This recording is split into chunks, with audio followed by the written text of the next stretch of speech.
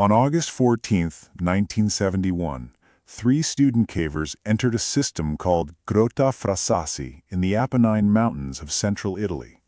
They were geology students from the University of Bologna. The youngest was 19, the oldest was 22.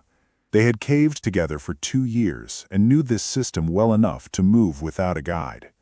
The plan was simple: descend to the lower gallery, collect rock samples from the terminal chamber, and return before dark. August had been dry for 3 weeks. The forecast showed no rain. They did not return before dark. By 10 o'clock that night, their surface contact made the call. A rescue team of 7 men entered the cave at 11:15. 4 were members of the Italian Cave Rescue Corps. The other 3 were experienced local cavers who had helped survey sections of the system themselves. They carried ropes, a folding stretcher, medical supplies, and enough food for 48 hours. The team leader briefed them at the entrance: in and out. Find the students, bring them home. Nobody told them about the weather to the west. The surface team had no weather radio.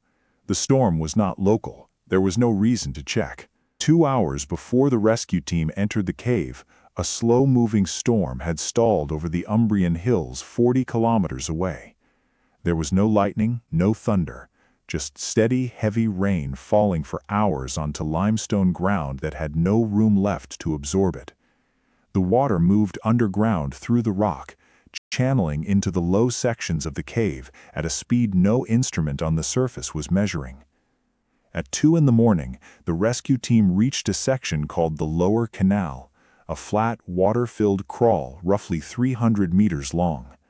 In dry conditions, cavers moved through it face up, pushing equipment ahead of them, keeping their mouths just above the surface. It was cold and slow, but passable. That night, the water was already higher than normal. The team leader, a man named Giorgio Celli, noted it in his log. He decided to push through. The students were somewhere ahead. Time mattered. They were halfway through the Lower Canal when the pulse hit. A surge of floodwater came through the passage from the western branch of the system. It arrived without sound, without warning. The water level in the crawl rose nearly half a meter in under 60 seconds. 4 members of the team were close enough to the entrance side to fight their way back. 3 were not. The 3 students were found the following afternoon.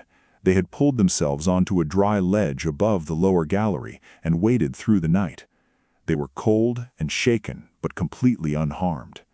They had heard something moving in the cave below them. They had not known what it was. The 3 rescuers were recovered over the next 2 days.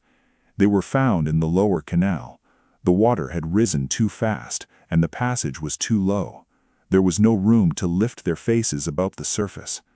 Their bodies were brought out on the same stretcher the team had carried in for the students. Giorgio Celli survived. He never entered a cave again. 2 of the 4 rescuers who made it back resigned from the Corps within the month.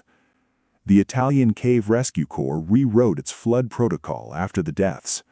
No team was to enter a water risk system during any active weather event within 100 kilometers. The rule was written into every regional training manual. Cavers called it the Frasassi Rule. It had taken 3 men to write it.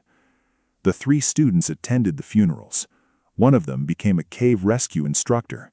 He spent the rest of his career teaching the one thing no one had taught him before that August: that a cave does not know the difference between the person who needs saving and the person who came to do the saving.